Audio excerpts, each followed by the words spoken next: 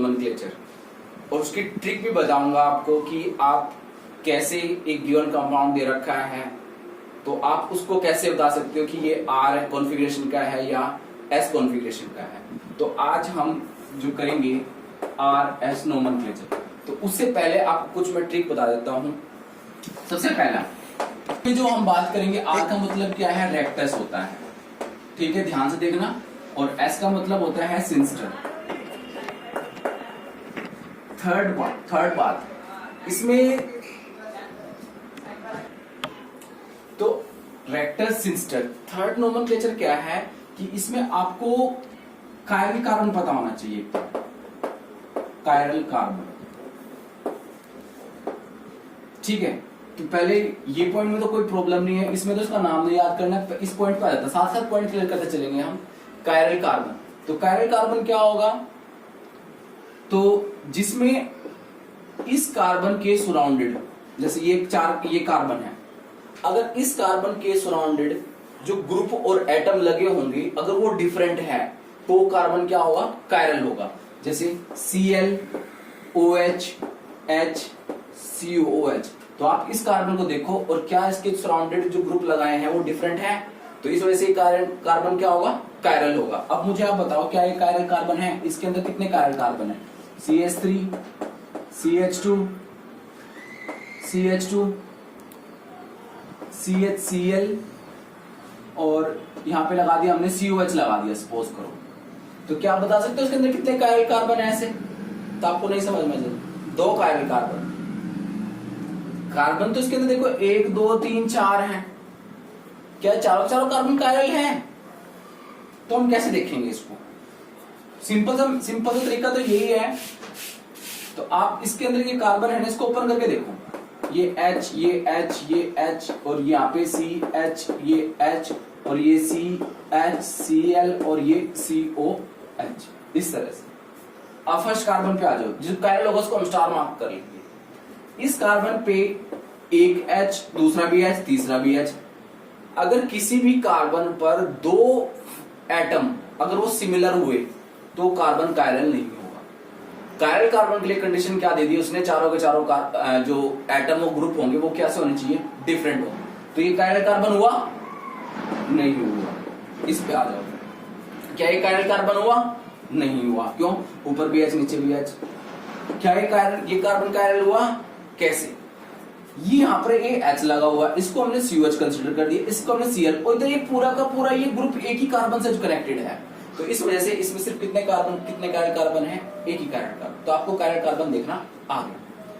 अब बात करते हैं नेक्स्ट, इसमें RS नोमेनक्लेचर में हम करेंगे क्या कि जितने भी हमारे पास क्या होंगे, एटम होंगे, उनको हमने उनके एटॉमिक नंबर से उनको नंबर देना है, जैसे यानी प्रायोरिटी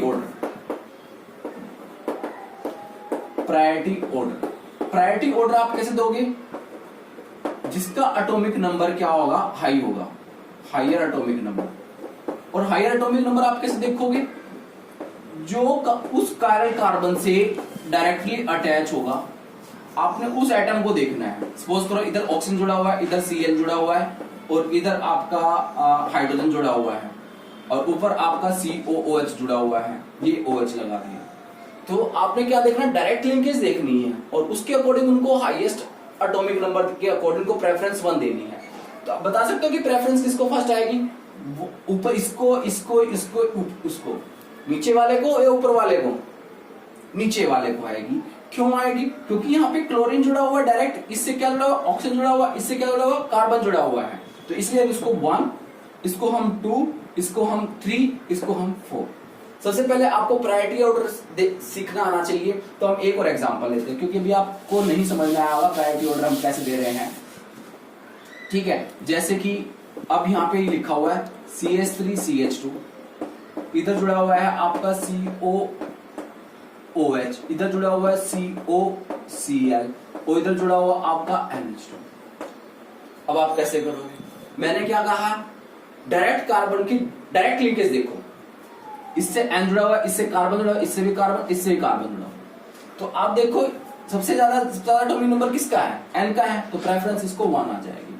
अब आप देखोगे सेकंड नंबर किसको दोगे, इसको दोगे या इसको दोगे या इसको दोगे। तो आप क्या देखो, यहां पर आप देखो H, इधर भी कार्बन से लिंकेज है, इधर भी कार्बन से, इधर से भी कार्बन से लिंकेज है, ठीक है। फिर आपने देखा कि इधर सेकंड कार्बन जो है हाइड्रोजन है, बट इधर जाके देखा तो ऑक्सीजन आ गई, ठीक है। अगर इन दोनों में प्रेफरेंस की बात की जाए तो किसको दी जाएगी, सेकंड नंबर इसको दी जाएगा, ओके। बट हमने देखा यार इधर भी CO जुड़ा हुआ है, इधर भी CO जुड़ा हुआ है। फिर हमने तीसरा कार्बन को, तीसरा आइटम को देखा से जो लिंकेज है, इधर O है, इधर क्या है, Cl है। तो अब ज्यादा प्रेफरेंस किसको आएगी, Cl वाले को, यानी ये फर्स्ट होगा, क्या ये सेकंड होगा, नो। तो ये हमारा 2 नंबर होगा, और ये हमारा 3rd नंबर होगा, और ये हमारा कौन सा होगा पूरा का पूरा, ये हमारा 4th कार्बन होगा। तो ये हमने number of order, priority order देखना सीख लिया। क्लियर? एक और करें, चलो एक और कर लेते हैं, ठीक है, ताकि आपको भी कंफर्म हो जाए। डबल बॉन्ड और ट्रिपल बॉन्ड का बता देते हैं हम आपको। सपोज करो यहाँ पे C डबल बॉन्ड CH2 इस तरह से है, और यहाँ पे C double triple bond C और ये H है, इधर आपका COOH है, तो इधर खाली आपका OH है। तो बताइए फर्स्ट कार्बन किसको, फर्स्ट नंबर किसको मिलेगा, नीचे, ऊपर, लेफ्ट, राइट, नीचे। अभी आपको समझाया था, क्या समझाया था, हमने क्या देखना है, क्या पहले देखा कि क्या क्या कायरल कार्बन है या नहीं, नहीं है, अरे है बेटा, कैसे, देखो ये CH2, ये इसके अंदर डबल बॉन्ड है, इधर ट्रिपल बॉन्ड है, दोनों अलग अलग है नहीं है, और ये पूरा का पूरा ये ग्रुप और ये ग्रुप ये अलग अलग है नहीं है, तो कंपाउंड क्या है, कायरल है। अब हम नंबर 1 की बात करते हैं। मैंने क्या बताया था कि आपने इस कार्बन से डायरेक्ट लिंकेज देखनी है, और जिसका एटॉमिक नंबर ज्यादा होगा उसको हमने फर्स्ट नंबर देना है। तो फर्स्ट नंबर किसको मिलेगी, अब कैसे आ गया, तो ये बेटा ये फर्स्ट नंबर इसको मिलेगा, यानी ये हमारा 1 होगा, और अब 2 कौन सा होगा, ये देखो, ये या ये वाला होगा। क्यों, क्योंकि इधर कार्बन और ऑक्सीजन है, इधर क्या कार्बन और कार्बन है, तो इसलिए सेकंड का नंबर इसको देंगे। थर्ड पे आ जाओ, अब किसको मिलेगा, इधर इसको मिलेगा या इसको मिलेगा, इसको मिलेगा बेटा जी। कैसे, क्योंकि यहाँ पे जो कार्बन है इसका मतलब है वो 3 कार्बन के साथ जुड़ा हुआ है। इसका मतलब ये होता है, आप इसको मान के चलो कि इधर भी कार्बन है, इधर भी कार्बन है, इधर भी कार्बन, इसका मतलब ये है कि भाई कार्बन के 3 बॉन्ड है ना, वो तीनों बॉन्ड किससे जुड़े हुए हैं, वो कार्बन से जुड़े हुए हैं। अब इधर आ जाओ आप, इसका मतलब एक ये है और एक ये है, यही तो हुआ। हम मान के ये चल रहे हैं ना डबल बॉन्ड का, डबल बॉन्ड का मतलब क्या है कि ये वाला कार्बन जो है वो 2 कार्बन के साथ जुड़ा हुआ है। डबल बॉन्ड का मतलब एक कार्बन तो मैंने ये दिखा दिया, एक कार्बन मैंने ये दिखा दिया, और तीसरा इसके पास क्या जुड़ा हुआ था, हाइड्रोजन जुड़ा हुआ था। बट यहाँ पर जो कार्बन जुड़ा हुआ है वो क्या जुड़ा हुआ है, वो तीनों कार्बन से जुड़ा हुआ है। तो इस वजह से इसका एटॉमिक नंबर क्या आएगा, प्रायोरिटी क्या आएगी, इसकी ज्यादा आएगी। तो इसको हम क्या करेंगे, 3 नंबर देंगे, और इसको हम 4 नंबर देंगे। अब आप बताओ आपको आया नहीं आया। डबल और ट्रिपल बॉन्ड में ट्रिपल को देंगे, डबल को ट्रिपल को देंगे, ठीक है। और COO, तो अब आपने अगर देखना है कि जब आप ऊपर जाओगे तो नेक्स्ट भी देखा कि आपने सेम कार्बन मिल रहा है, तो आप फिर थर्ड पे मूव करोगे। अगर आप देखो कि थर्ड भी सेम है तो आप फिर फोर्थ कार्बन पे मूव। अगर फोर्थ में अगर थोड़ा डिफरेंट आ गया तो फिर आपने देखना कि किसकी प्रायोरिटी ज्यादा है। समझ में आ गया होगा जो मैं समझाना चाह रहा हूं कि आपने प्रायोरिटी ऑर्डर कैसे देखना है। तो हमने क्या क्या सीख लिया, हमने प्रायोरिटी ऑर्डर हमें करना आ गया, समझ में आ गया। अब आप तीसरा चौथा पांचवा पॉइंट हमारा क्या बनेगा, पांचवा पॉइंट ये बनता है कि आप क्या करोगे, उन प्रायोरिटी ऑर्डर पे मूव करोगे। प्रायोरिटी ऑर्डर पे मूव कैसे, जैसे 1 2 3 4 ऐसे दे दिया ना, समझ में आ गया हो। ये आपका कायरल कार्बन है, और प्रायोरिटी ऑर्डर मूव कैसे करना है, आपने हमेशा 1 से 2 पे मूव करना है, 1 से 2 2 से 3, ठीक है, 1 2 3 जाना है। तो ये 1 2 3 ऐसे मूव कर रहे हो ना, तो ये कैसे मूव हो रहा है, क्लॉकवाइज या एंटी क्लॉकवाइज, ये एंटी क्लॉकवाइज हो रहा है, ये एंटी क्लॉकवाइज मूव हो रहा है। अगर आपका एंटी क्लॉकवाइज मूव हो रहा है तो उसको आपने नाम देना है S, यानी ये जो कार्बन है आपका S कॉन्फ़िगरेशन का है, ठीक है। 1 2 ऐसे भी हो सकता है, ये देखो ये ऐसे भी आ सकता है कई बार, जरूर थोड़ी है कि वो 1 2 3 4 सीक्वेंस में ही आएगा। तो अभी भी हम क्या करेंगे, पहले 1 से 2 पे जाएंगे, ध्यान रखना 1 से 2, फिर 2 से क्या आएगा 3, 3 के बाद 4 आएगा ना, ऐसे आएगा ना 1 2 3 फिर 4 ऐसे आएगा। कभी ऐसे नहीं बनेगा 1 3 4 2, ऐसे नहीं सीक्वेंस नहीं आएगा कभी भी। बस सिर्फ आपने 1 2 देखना है, यानी 1 2 से आपने मूव करना है, किधर जा रहा है किधर। अब 1 2 से आपको डायरेक्शन पता चल जाएगा कि भैया क्लॉकवाइज जाएगा या एंटी क्लॉकवाइज जाएगा। तो कैसे जा रहा है ये भी एंटी क्लॉकवाइज जा रहा है, तो यानी ये भी आपका एस का है। अच्छा 1 2 3 4, अब बताओ ये क्लॉकवाइज एंटी क्लॉकवाइज कैसे जा रहा है, ये क्लॉकवाइज, तो क्लॉकवाइज होगा तो ये होगा आर। क्लियर हुआ? तो अब आपको आर एस आर पता चल गया है कि कैसे आएगा, ये पता चल गई। नेक्स्ट रूल, आपने गोल्डन रूल है इसके अंदर, उस गोल्डन रूल के अकॉर्डिंग, सीआई गोल्ड के रूल के अकॉर्डिंग वो क्या कहता है कि अगर आपका जो फोर्थ कार्बन है, मतलब फोर्थ नंबर आता है, नेक्स्ट प्रायोरिटी ऑर्डर देखना आपका आ गया कि आर फॉर क्लॉकवाइज और एस फॉर एंटी क्लॉकवाइज, ये भी आपको समझ में आ गया। नेक्स्ट रूल मैंने क्या बताया है कि गोल्ड रूल है, in gold CI gold rule, वो क्या कहता है कि आपका जो फोर्थ ये नंबर होना चाहिए, ये वाला ऑलवेज बिलो द प्लेन, मतलब नीचे साइड में होना चाहिए। अगर नीचे साइड है तो डन है। जिस तरह का सर्कल घूम रहा है आपका, आर घूम रहा है तो क्लॉकवाइज घूम रहा है तो क्लॉकवाइज, एंटी क्लॉकवाइज घूम रहा है तो एंटी क्लॉकवाइज। बट अगर आपका फोर्थ नंबर वो इधर भी आ सकता है ना, फोर्थ नंबर इधर भी आ सकता है, और फोर्थ नंबर कहां आ सकता है, यहां आ सकता है। तो उसके 3 पॉसिबिलिटी है। तो फोर्थ नंबर कौन सा होता है, जो आपका लोएस्ट प्रायोरिटी का होगा, सबसे छोटा जो होगा, उनकी पोजीशन यही आ सकती है। तो आपने ध्यान रखना, कभी भी अगर वो हॉरिजॉन्टल पे आता है, हॉरिजॉन्टल तो यही बनती है, अगर वो फोर्थ प्रायोरिटी का कभी भी हॉरिजॉन्टल पे आएगा तो आपने जो डायरेक्शन आ रही है उनको रिवर्स कर देना है। डायरेक्शन का मतलब क्या है, जैसे ये है,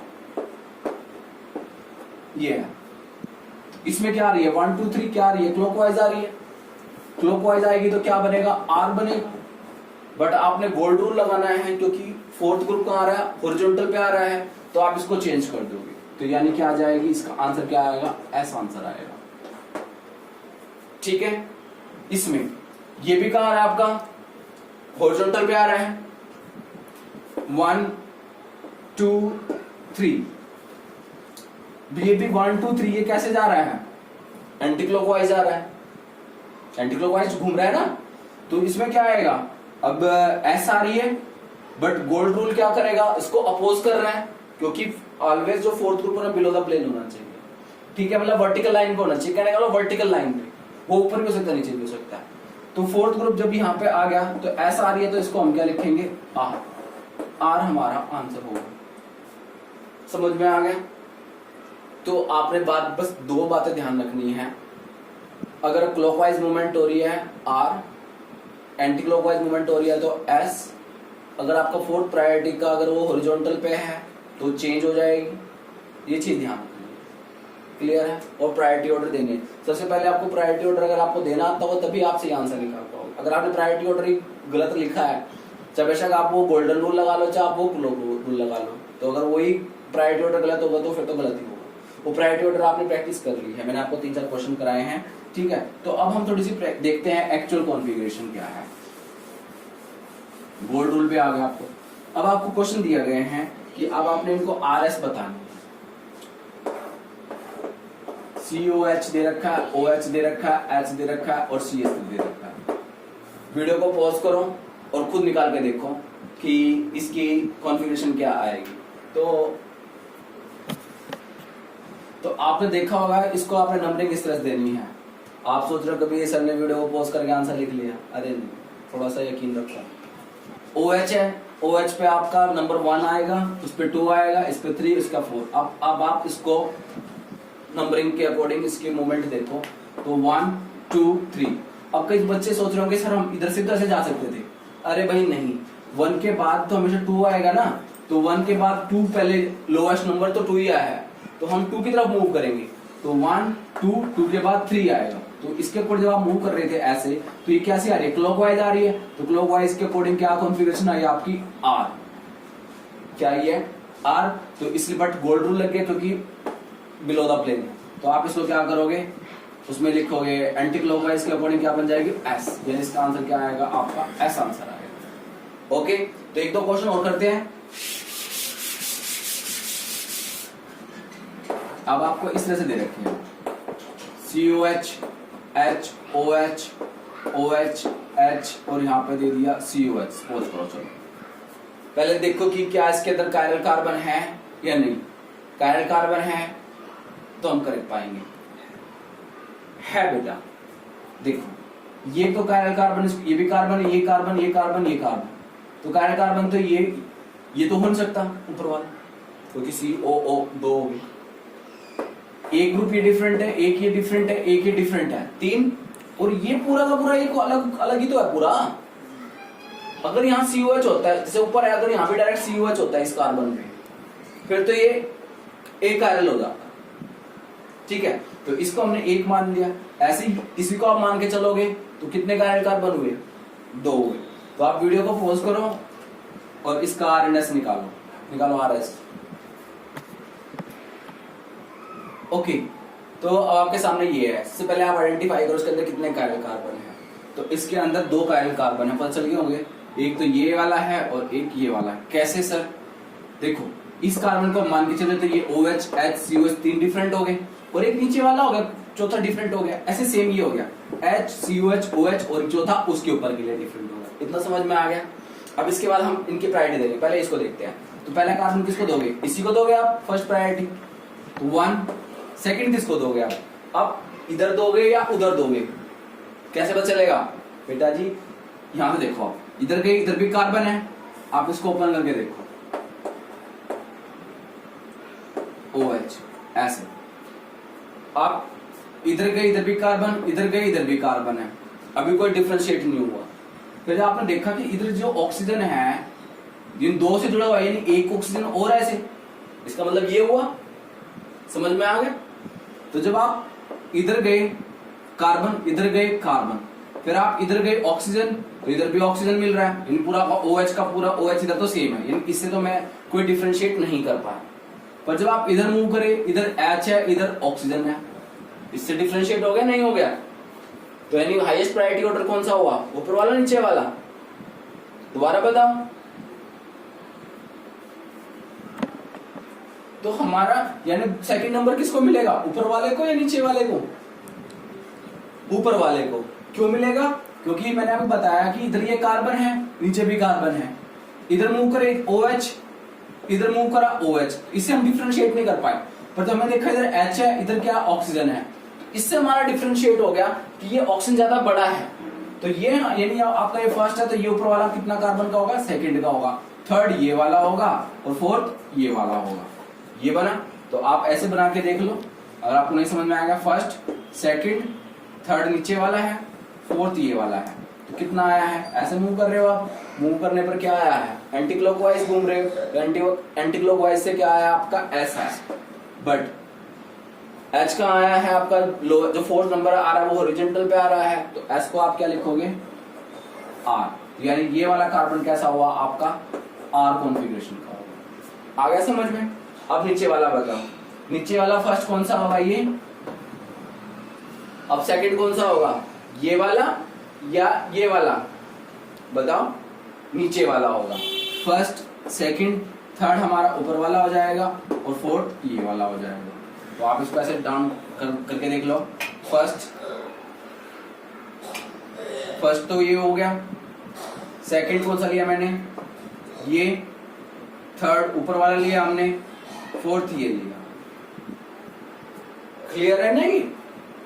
अगर आपको समझ में नहीं आया तो मैंने, क्योंकि OH हाईएस्ट प्रायोरिटी का है फर्स्ट, उसके बाद सेकंड ये लिया है और थर्ड ऊपर वाला लिया मैंने और फोर्थ ये वाला लिया है, तो 1 2 3 4 ऐसे चलेंगे।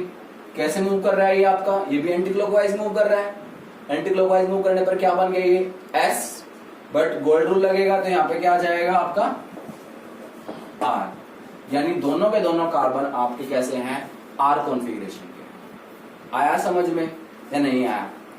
ओके, अब एक छोटा सा, ये तो आपको R एंड S की प्रैक्टिस जितनी करोगे वो तो थोड़ी है, ठीक है। अब मैं आपको एक ट्रिक और बताने लग रहा हूं जिससे आप R एंड S निकाल सकते हो। ये जो भी हमने किया है इस तरह से जो निकालते हैं इसको हम बोलते हैं फिशर प्रोजेक्शन। फिशर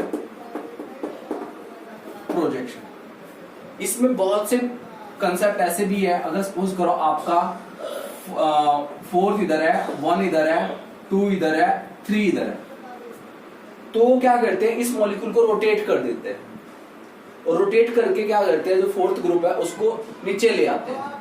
नीचे का लाने का मतलब क्या है, फोर्थ ग्रुप ऐसे कब आएगा जब आप इसको 180 डिग्री रोटेट करोगे। समझ में आया? तो ठीक है, अगर आप इसको 180 डिग्री रोटेट कर दो, इसको भी 180 डिग्री रोटेट कर दो, इसको भी 180 डिग्री रोटेट करना पड़ेगा, दोनों इंटरचेंज करने पड़ेंगे आपको। ये नहीं कि एक ही इंटरचेंज करोगे, दोनों को आपको इंटरचेंज करना पड़ेगा एट ए 180 डिग्री रोटेट। तो जब आपने 180 डिग्री रोटेट किया तो क्या हुआ बताओ, ये 2 था इधर इधर आ जाएगा, ये इधर आ जाएगा, 4th इधर था इधर आ जाएगा। ये अब आपको, अगर आपको पहले कंसेप्ट मैंने नहीं बताया था तो आप उसके अकॉर्डिंग निकालते इस क्वेश्चन को, तो उसके अकॉर्डिंग निकाल के देखो और इसके अकॉर्डिंग निकाल के देखो क्या आपका सही आता है गलत आता है। तो आप देखोगे कि बिल्कुल सही आएगा, क्योंकि इसमें हमने कोई चेंज नहीं करा, क्योंकि जो चेंज आता सिर्फ वो हमारा इस पे आएगा। अगर यहाँ पे 4th प्रायोरिटी का होता, देखते हैं 1 2 3 1 2 3 कैसे मूव कर रहा है, कैसे मूव किया इसने, एंटी क्लॉकवाइज मूव किया ना। तो एंटी क्लॉकवाइज मूव करने पर क्या आएगा ये एस कॉन्फ़िगरेशन का। अब आप इसको देखो 1 2 3 अभी क्या मूव कर रहा है, एंटी क्लॉकवाइज मूव कर रहा है, तो ये भी आपका क्या होगा एस कॉन्फ़िगरेशन का। तो कोई आपको कोई चेंज आया नहीं आया, ठीक है। बट अगर ये हॉरिजॉन्टल पे होती मेरा 4th ग्रुप का तो उसको हमें लेके आना पड़ता। कैसे? तो मैं आपको बता रहा था इंटरचेंज करना बता दिया मैंने आपको।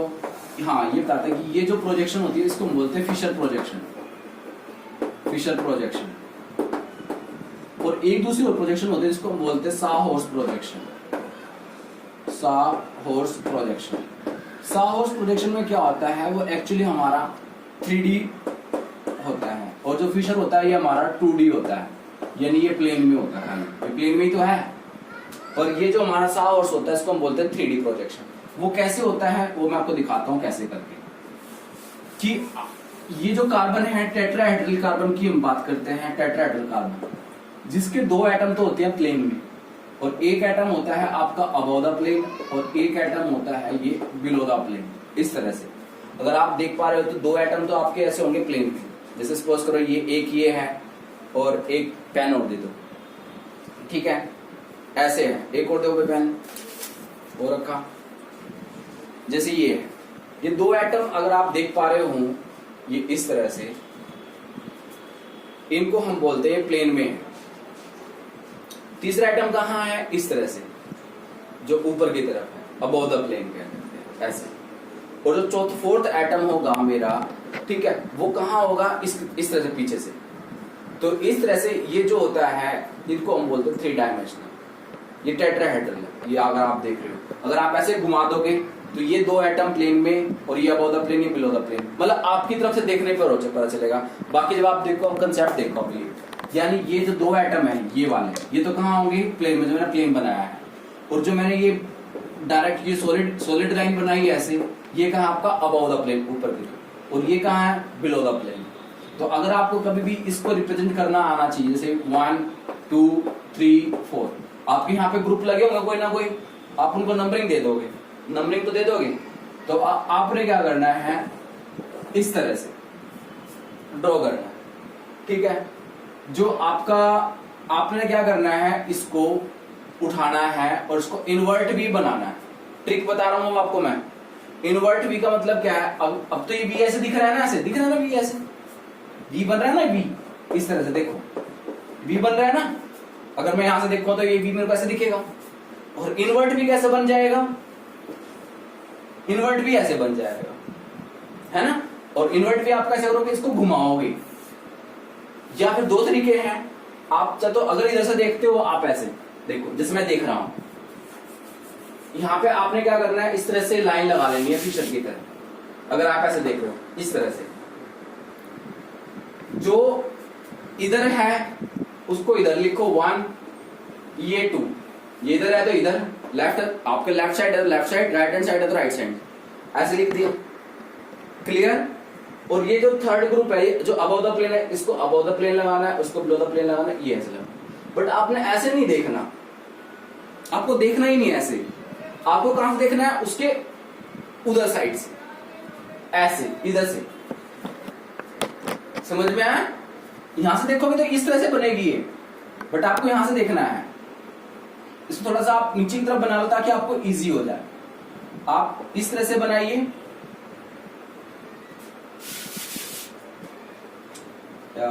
दिस वन, ये मेरी तरफ से, इसको मैं बोल रहा हूं अबव द प्लेन, ये वाला पार्ट, ये मेरा बिलो द प्लेन है, और ये मेरा लेफ्ट हैंड, राइट हैंड और राइट हैंड साइड और लेफ्ट हैंड साइड है। ठीक है, तो राइट हैंड में सपोज करो यहां पर ये, इसको मैंने ऐसे कर लिया। ठीक है, ये इन्वर्ट भी बन रहा है, यानी एक इधर है, दो इधर है, ये 3 इधर है और ये 4 इधर है। ठीक है, थोड़ा सा आपको लग रहा होगा अजीब सा, जो आपका अबव द प्लेन है तो ये मेरे लिए अबव द प्लेन ये है 3, बिलो द प्लेन मेरे लिए 4 ये है। ठीक है, आप इसको हॉरिजॉन्टल लाइन मत मानना। अब ये मेरे लिए क्या होगा, ये वर्टिकल लाइन। हॉरिजॉन्टल लाइन कौन सी मेरे लिए, ये है, तो ये 1 और ये 2। आप इसको इस फॉर्म में ले आओ अगर आपको थोड़ा सा और प्रॉब्लम हो रही है कि भाई मेरे तो अबव द प्लेन सर मैं यही मानूंगा, ये 3 है, ये 4 है, एक कहां है आपके, ये कहां है, राइट हैंड साइड है, सॉरी लेफ्ट हैंड साइड है, तो एक को लेफ्ट हैंड साइड लिखो और ये 2 को इस तरह से लिखो। आपको इस तरह से बनाना है। देखो अगर आप इस तरह से बनाओगे, इसमें क्या आ रही है, 1 2 3, 1 2 3, क्या आई है, एस। अगर आपने इस वजह से बनाई थी तो इसमें तेरा देखना क्या आ रही है, 1 2 3, क्या आ रही है, आर, आर आ रही है ना। तो यानी हमारा जो करेक्ट आंसर होगा ये होगा। क्लियर हुआ या नहीं हुआ। जब भी और देखो आपके पास ये था, अगर आपका फोर्थ ग्रुप जो है आपका लोएस्ट प्रायोरिटी का यहां पर है, फिर तो आप डायरेक्ट नंबरिंग दे दो 1 2 3 4। तो देखो इस तरह से नंबरिंग करोगे तो क्या आ रही है, अभी भी क्या आ रही है, एस। और हमारा जो निकाला हमने उसको चेंज करके फिशर में, उसमें भी क्या आ रही है, एस। एक क्वेश्चन और देता हूं, थोड़ा सा आपको थोड़ा सा कॉन्फिडेंस बढ़ेगा। आपको कभी भी अगर कंपाउंड इन्वर्ट भी देखना, बस आपने इन्वर्ट भी, जैसे सपोज कर मैंने यही दे दिया, मैंने क्या कर दिया इस बार इस तरह से बना रखा था, यहाँ H है और यहाँ पर आपका CH3 डाल दिया, यहाँ आपका COH डाल दिया और यहाँ पे आपका OH डाल दिया। अगर आप डायरेक्ट इससे निकाल लोगे तो आपका गलत भी आ सकता है, तो आप हमेशा इसको फिशर में कन्वर्ट करो। फिशर में कन्वर्ट करने के लिए आपने ऐसे लाइन लगानी है। पहले ये देखो कि क्या जो आपका प्लेन में है क्या आपको इन्वर्ट भी दिख रहा है, दिख रहा है इन्वर्ट भी, बेटा दिख तो रहा है ये इन्वर्ट भी, वी तो सीधा ये हो गया ना, और ये इन्वर्ट भी ये उल्टा है। तो मैं यही तो बोल रहा हूं आपको इन्वर्ट भी देखना, क्या आपको ये इन्वर्ट भी दिख रहा है। अगर आपको ये इन्वर्ट भी दिख रहा है तो गुड, अगर नहीं दिख रहा तो आप उसको चेंज करो, घुमाओ, बस वो राइट का लेफ्ट, लेफ्ट का राइट हो जाता है बस सीधे में। अगर ये ऐसे होता, पहले मैं इसको दिखाता हूं,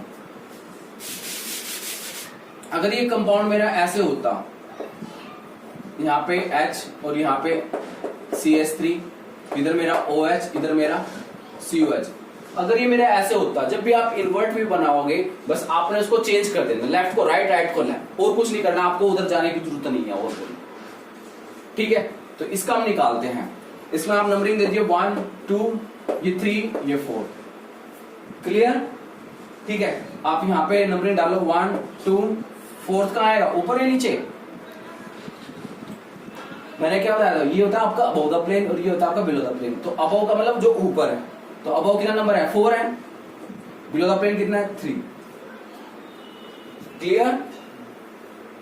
इसमें तो कंफ्यूज नहीं हो रहे आप, जो सॉलिड वाली लाइन है ये अबव द प्लेन होती है, ये बिलो द प्लेन होती है, और जो ये होती है आपको हॉरिजॉन्टल लाइन पे रखना होता है। ये ट्रिक बता रहा हूं, इसके बाद आपने इसका नंबरिंग करनी है 1 2 3, कितने क्या आ रही है आर। कोई चेंज करना है इसको? नहीं करना। क्यों? कोई गोल्डन रूल अप्लाई नहीं हो रहा है। अगर किसी बच्चे ने डायरेक्ट इसमें निकाल दिया 1 2 3 4, क्या आ गई यहाँ पे तो एस आ रही है, और मैंने इसमें निकाल लिया, इसमें आर आ रही है, दोनों में आप अलग आ रहे, ठीक कौन सा है? तो ठीक है, आपका ये होगा। आया समझ में? अब जैसे ऊपर वाला था, अब ऊपर वाले का आप बताओ कैसे करोगे। आप एक लाइन लगाओगे इस तरह से, नंबरिंग डालोगे 1 2 3 4, बताइए पॉइंट्स कहाँ के आगे रखे? 4th नीचे आ जाएगा, 4th नीचे कैसे आ जाएगा बेटा? 4th देखो कहाँ पे, एक लाइन देखो ना कौन सी है ये, सॉलिड लाइन है। सॉलिड लाइन ऑलवेज क्या शो करती है? Above the plane. तो अबव द प्लेन कहाँ होगा? ऊपर। तो ऊपर कितना नंबर रखना आपने? 4। अब बताओ 3 कहाँ आएगा? 3 कहाँ आएगा? नीचे, क्योंकि ये कहाँ है? ये बिलो द प्लेन है। आपको आ ही नहीं रहा मुझे लगता समझ में। इतना तो आसान तरीके से बता रहा हूं मैं। ये बेटा ये जो ये लाइन लगाता हूं मैं इस तरह से, ये होता है आपकी अबव द प्लेन, और जो ऐसे लगाता हूं ये बिलो द प्लेन होती है। यानी ये पीछे है आपके, और ये आपके फ्रंट साइड में है, ये फ्रंट है और वो आपका बैक में है। बस ये देखना है। अब आपने 1 और 2 बताना है, 1 और 2 किस तरफ आएगा? लेफ्ट साइड क्या आएगा, राइट हैंड साइड क्या आएगा? बताओ।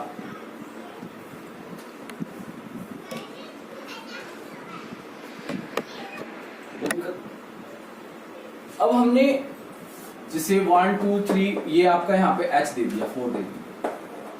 अब बच्चों को समझ में नहीं आ रहा सर ये इन्वर्ट वी कैसे करें? बेटा इन्वर्ट वी का मतलब क्या है? जैसे अब ये v है ना, ये वाला, ये कैसा आपका सीधा है। अगर कभी भी सीधा है तो इसको आपने इन्वर्ट बनाना है, ठीक है?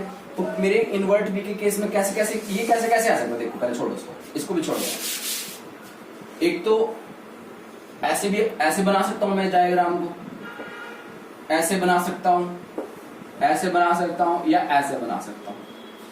क्लियर है? 1 2 1 2 1 2 1 2 मैंने नंबर लगा दिए। अब आपको इन सबको इन्वर्ट वी की फॉर्म में लेके आना है। कैसे बनाओगे? हमने लगा दिया इस तरह से। अब हम हर जगह बार बार उधर तो जाके खड़े होकर देख नहीं सकते, इधर जाकर खड़े नहीं होकर देख सकते। अब मैं आपको एक ट्रिक बताने लग रहा हूँ उसी हिसाब से। देखो ये तो इन्वर्ट वी है और कोई इन्वर्ट वी आपको नहीं दिख रहा, तो आपको उनको बनाना है। वो कैसे बनाना है? Left hand side, left hand side, left hand side. अब जब 1 कहाँ है? लेफ्ट हैंड साइड है, ये लेफ्ट हैंड साइड। ये 2 कहाँ आपका? राइट हैंड साइड है, राइट हैंड साइड। क्लियर हो गया? अब इसके बाद आपने इसको बनाना है। इसको तो हमने सोल्व कर लिया। इस पे आ लो। इसको इन्वर्ट वी कैसे बनाओगे? एक को पकड़ के नीचे की तरफ लाओगे या उसको ऊपर की ओर धकेलोगे? बताओ। अगर आपने इसको एक को ऊपर की तरफ पुश किया तो ये कैसे बन जाएगा? इस तरह से बन जाएगा। अगर आपने एक को पकड़ के नीचे की तरफ ऐसे किया तो ये 2 नीचे की तरफ आ जाएगा, 2 इधर से जाएगा, 1 इधर से जाएगा, ऐसा चला जाएगा। तो अब इसको आप कैसे लिखोगे फिर? यानी 2 किस तरफ आएगा आपका? इस तरफ, 1 इस तरफ आ जाएगा। बन गया ये इन्वर्ट वी। क्या ये इन्वर्ट वी है? नहीं है। अब आप बताओ मुझे इसको कैसे घुमाओगे? 2 को पकड़ के नीचे की तरफ लेके आओगे ऐसे ना, तो 2 इस तरफ आ जाएगा आपका और 1 इस तरफ आ जाएगा इस वाले केस में।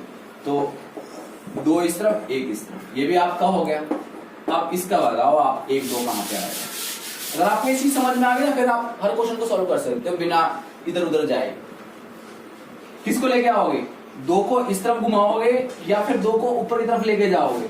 अगर आप ऊपर की तरफ लेके जाओगे तो ये केस बन जाएगा, ऊपर की तरफ सीधा भी बनेगा। हमने तो नीचे की तरफ लेके आना है, तो नीचे की तरफ लाएंगे तो 2 इस तरफ आ जाएगा, 1 इस तरफ आ जाएगा। तो ये सिंपल सा इन्वर्ट वी बनाने का तरीका है, ठीक है? इसके बाद आपको बाकी तो मैंने समझा ही रखा है। जो अबव द प्लेन है उसको आप वर्टिकल लाइन पे रखना है, और जो प्लेन में है आपको उसको हॉरिजॉन्टल लाइन में रखना है।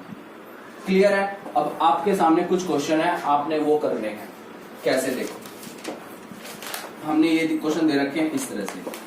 COH है, CH डबल बॉन्ड CH2 दे रखा है, यहाँ पे OH दे रखा है, यहाँ पे H दे रखा है, यहाँ पे CH3 दे रखा है आपको, और ये आपको COH दे रखा है, ठीक है। आपने R और S फाइंड आउट कर दिए, first second, Cl OH NH2 Br, इसकी R and S find out कर दी।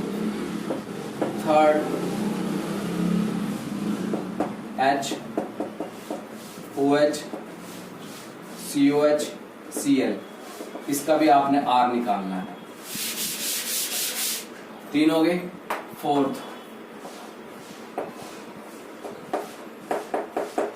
यहाँ पे आपका CH3 लगा हुआ है, यहाँ पे आपका OH है और इधर आपका COH है, इसकी भी निकालनी है आपने। फोर्थ हो गया, 4 हो गए, ठीक है। फिफ्थ,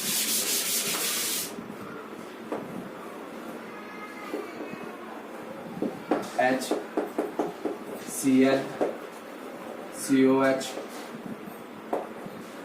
Br H, और यहाँ पे हमारा आ गया COH। इन दोनों कार्बन की आपने RS फाइंड आउट करना है, ठीक है। इसमें कैसे करोगे, सिंपल सा, इसको आप, ये आपका V पहले नंबरिंग दे दोगे तो कैसे करना है। फिफ्थ क्वेश्चन, ये 5 क्वेश्चन आपने घर से करने हैं, तो आपको R और S का नोमेनक्लेचर आपको आ जाएगा। कल हम नया टॉपिक करेंगे, ठीक है। और अगर आपको समझ में आया हो तो वीडियो को लाइक जरूर कर दे, एक लाइक तो बनता ही है, ठीक है। बाकी थैंक यू।